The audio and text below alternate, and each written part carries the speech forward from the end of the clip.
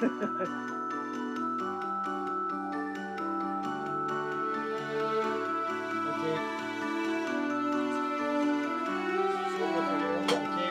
and I tonight have come down to Chasetown, where Jane used to be secretary, to take in an FA Cup qualifying round, qualifier 1.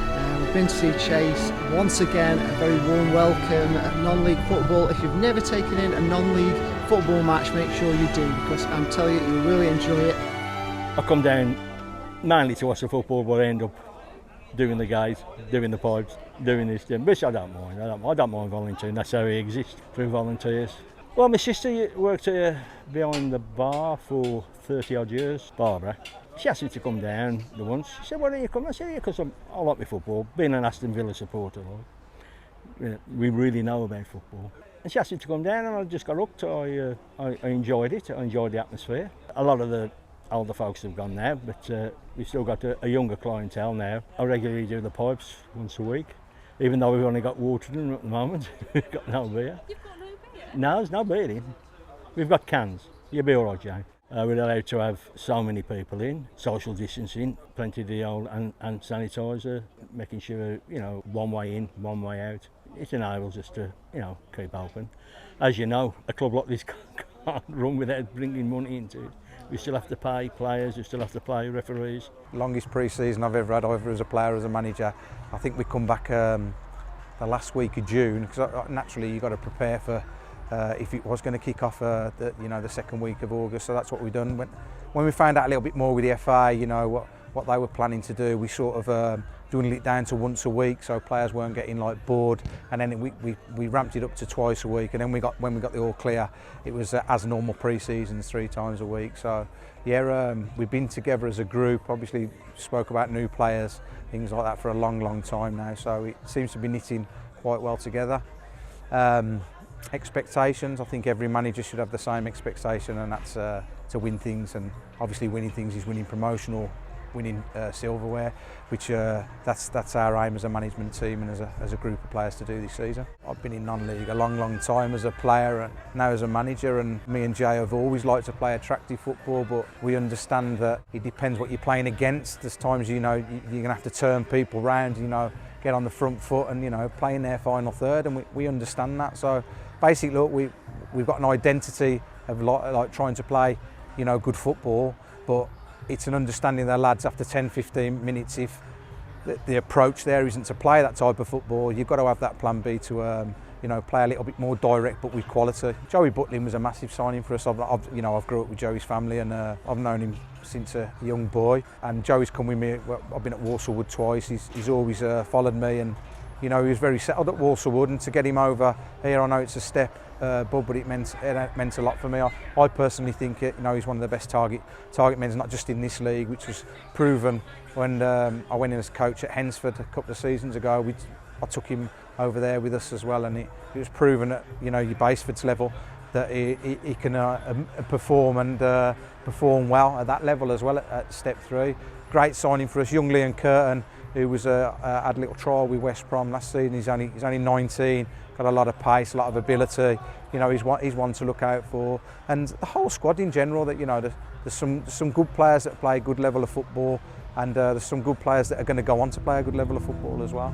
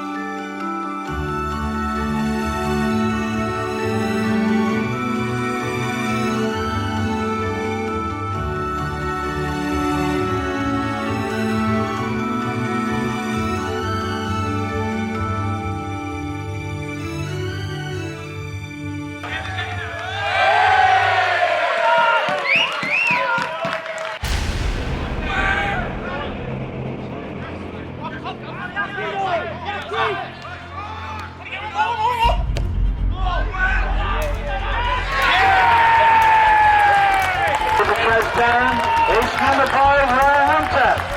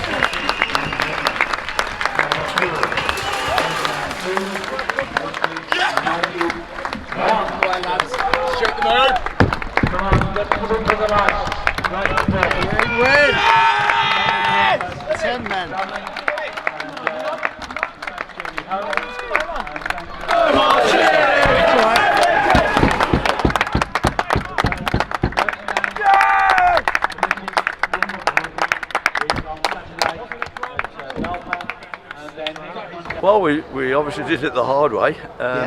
We defended really well, and when Pondy got sent off, yeah, I thought we were in for it then. But to score a goal with the 10 men and then literally to hang on to it.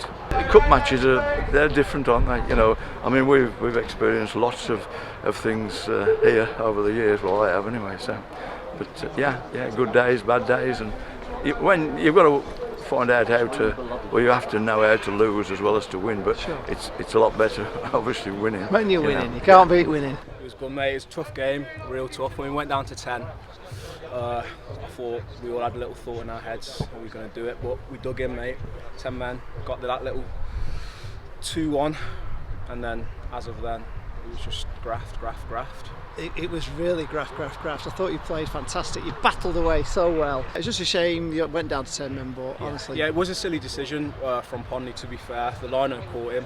I think he tried to have a little dig because the guy clattered him on the way down, but he shouldn't have done it. But yeah, first half, mate, I thought we was all over him. To be fair, you couldn't really tell who was the higher ranked team, and we beat them in every area. To be fair, I don't know if they underestimated us because of the league positions and being the league above. Sometimes that happens, but in a cup game, mate, it's anyone's day and anyone on the day. So yeah, fantastic, well played, great goal. Cheers, mate. Thank you very much. A bit like Saturday, really. Started really well, really bright, a lot of possession, and I thought, I've watched them twice now, and their stats show that they don't concede many goals even at their level, and I thought that on occasions we looked as if we can open them up. To be fair, first goal was a great ball in after sustained pressure really, and getting into their final third with good quality. So a little bit disappointed with their goal because it came from our throw on the halfway line. Sometimes we're a little bit victim of our own possession at times. But you can't knock then obviously the resilience of 10 men after the keeper going off, and I've got to say credit to the young goalkeeper who's come on, who's out the 21s, and to be fair, he's performed very, very well. We knew it was going to be resilient, and we went back to a 3 at the back just to try and contain there, because in the end I think they had 5 up front, so we went like sort of a 3 and then making it a 5 across the back 4 when they're playing slightly more offensive. But you just can't knock the lads, can you? We sort of reverted them to then clipping balls into the box, which is really what we wanted, because I think we could have dealt with that. We were going to deal with that. They looked very dangerous at times when they tried to play through us, and to be fair, the little 1-2 on the edge of the box, and the kids hit that one wide from about 6 yards, and then sometimes you think it's going to be a night, don't you? Which it was. I think it's brilliant. You look at the first 35 minutes and we dominated the game. We played it so well on the ball, got the ball down, played well, created space and created chances. They had a spell for 10-15 minutes where they got into the game, got on top, scored the goal, but 5-10 minutes before the half time we got back on top. Second half come out, started a little bit slow. Fortunate to have to send it, well, didn't really see the sending off from where I was, but to get back on top and score, to go 2-1 up, and to battle and grind out the result like we did was fantastic. We didn't crumble today, we dug in, and we got a great result in the end. I thought the first 35 minutes of the game, I thought we bossed it from start to finish. We got a goal in front, and it was well deserved, to be honest with you. We was playing some good stuff.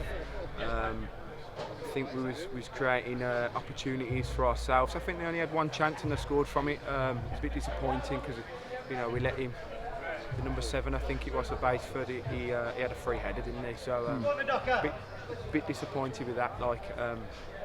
But on the whole, we dug deep for the 90 minutes. It's probably the most challenging game I've probably played. It was hard work.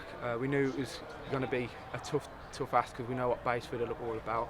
They're obviously a league above, so we give them the respect that they deserve, but we didn't show that on the pitch today. It was like a league game. It was in the same sort of league as them. So when we got 2-1 up, I think it was just we had 10 men obviously, so 10 men behind the ball. It was probably half hour of the game, even more than that, I suppose. 35 minutes of the game. So yeah, it was a great win.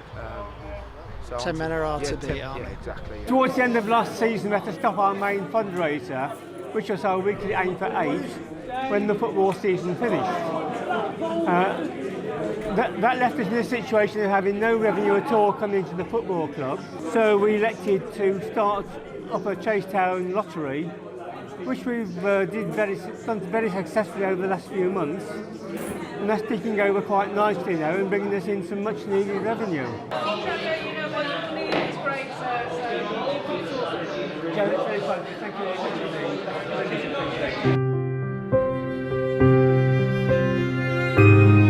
much.